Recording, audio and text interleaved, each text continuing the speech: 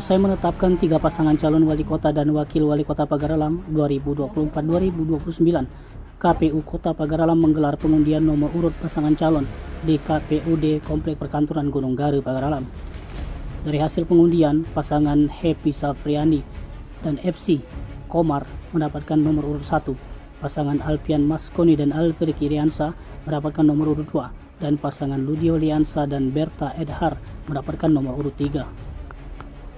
Pantauan di lapangan acara pengundian nomor urut ini, 3 pasangan calon wali kota dan wakil wali kota diantaranya oleh ratusan simpatisan serta partai politik pendukung dan pengusung dengan membawa beragam atribut dukungan, mulai menggunakan seragam bergambar pasangan calon dukungan masing-masing.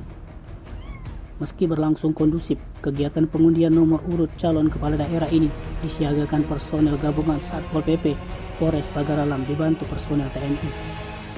Ketua KPU Pagar Alam Ibrahim Putra mengatakan kegiatan ini mengikuti jadwal tahapan pilkada serentak, di mana kata dia terdapat 500 lebih daerah se-Indonesia yang menggelar pemilihan umum pilkada, gubernur, bupati, dan wali kota.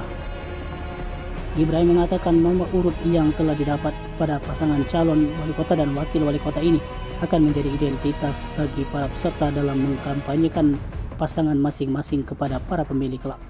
Tim Liputan Sumsel Update TV melaporkan.